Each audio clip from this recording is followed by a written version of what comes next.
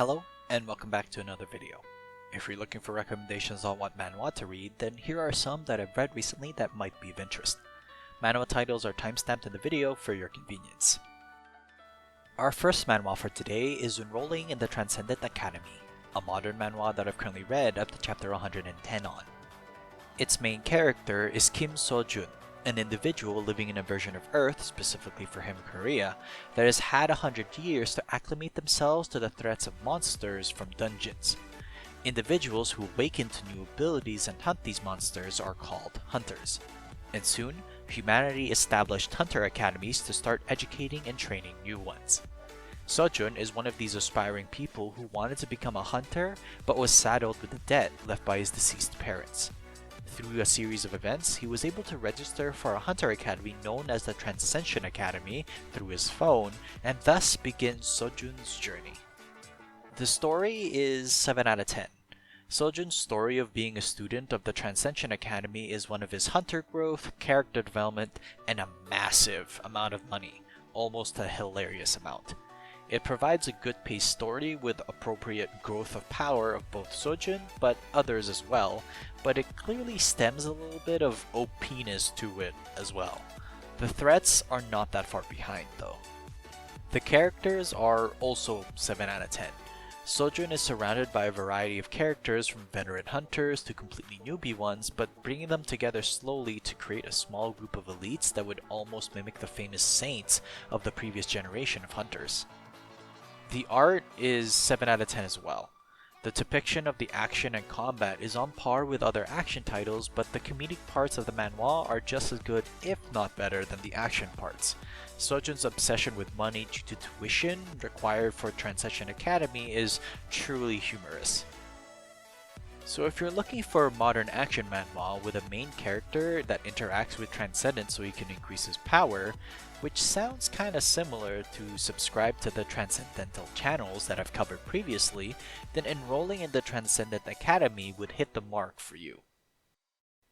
This next manhwa is a Flame Reborn, a regression manhwa that I've currently read up to chapter 41 on. The protagonist of this story is Logan McLean, the oldest of the fallen noble McLean family who was kicked out by his father due to Logan's jealousy of his more talented younger brother. After being kicked out, he became a mercenary in which he learned his lessons, but this proved to be a little too late, as his family was put to death before he could reconcile with them. His vow for revenge, though, would prove to be futile, as he ends up being killed as well before being able to realize his revenge. It doesn't end there though, as after he dies, he wakes up in the past before being kicked out of the family. Will Logan's second life prove to be more fruitful? The story is 8 out of 10, a life filled with genuine regret and the pure drive of revenge, but being given a second chance, Logan's approach to the second life truly provides him with comfort, but also provides him worries about potentially losing it all once again. Logan, with knowledge of his previous life, starts his journey of protecting the family he once lost. The characters are 7 out of 10.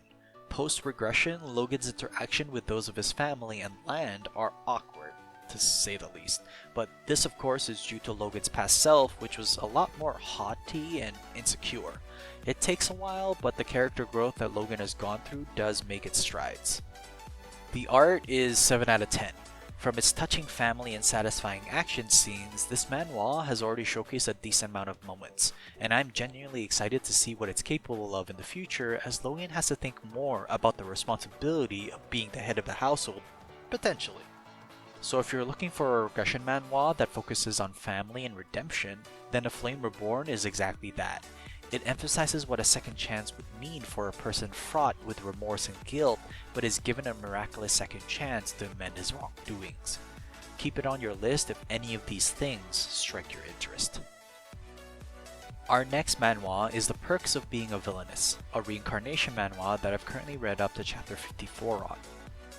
Dohi is the name of its main character, known in her circle as quite a pushover. One day, when she realizes and puts forward the resolve to change, she meets her end by an unfortunate accident. Of course, this isn't where the story ends, because she wakes up as Deborah Seymour, a vile and hated but otherwise rich and powerful villainess in a novel from her original world. Now having to live as Deborah, she looks to try and enjoy her benefits while not falling in the pitfalls of what the original novel had for her. The story is 7 out of 10. While Dohee, now Deborah, was a pushover, her resolve to change carried over in this next life, but she still needs to grow. The issue is that even with this new resolve, she still can't naturally act as bad as the original Deborah. Her growth as a character and encounters with people who won't take advantage of her compared to his previous life, though, cause some amusing situations. The characters are 8 out of 10. Out of all the characters so far introduced, the Crown Prince hands down is the most entertaining. Just from his interactions with Deborah alone, it provides a perfect atmosphere for a romantic comedy with political ramifications. Of course, our main character is quite unaware of certain things. The art is 8 out of 10 as well. With its cute alternate art, varied expressions, and wonderful backgrounds, it provides a satisfying reading experience for Deborah's second chance at a more selfish lifestyle, but also in relationships around her. If you've had the chance to look at Villains Are Destined to Die from my previous videos, then you may be aware of how the art styles are somewhat similar to each other. So if you enjoy reincarnation manhwas that are more on the romantic fantasy type of story, or a fan of Villains Are Destined to Die, then The Perks of Being a Villainess might just be for you. I Soon Became the Contract Daughter of a Ruined Family is the next manhwa we're taking a look at. It's a regression manhwa that I've currently read up to chapter 23 on.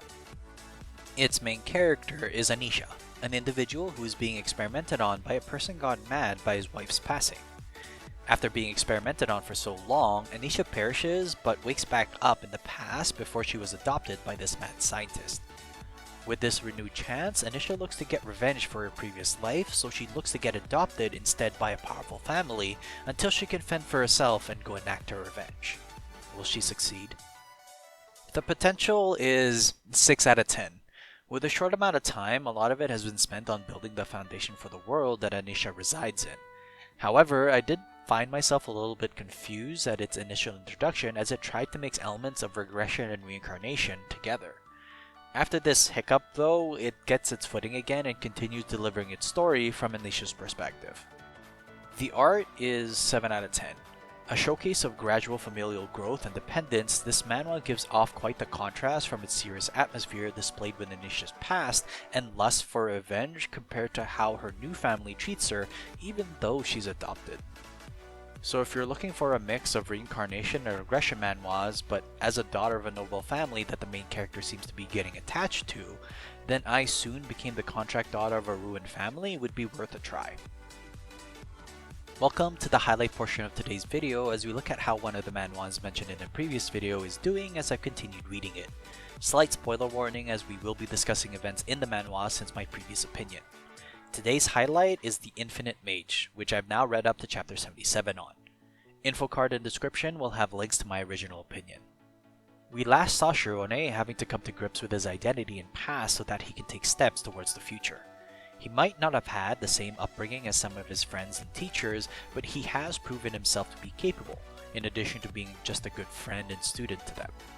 One development that is of note though is Shirone accepting his identity and coming up with a way to use magic to utilize what seems to be a photo cannon projectile.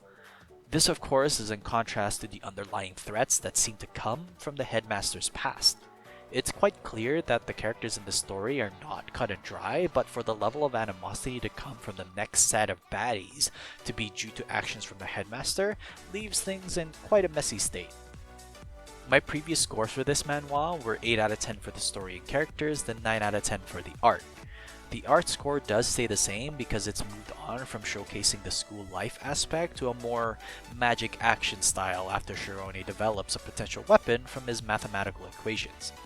I personally hope that some of the calmness from the previous chapters come back, but I am quite a fan of Shirone and his buddies' aptitude for combat.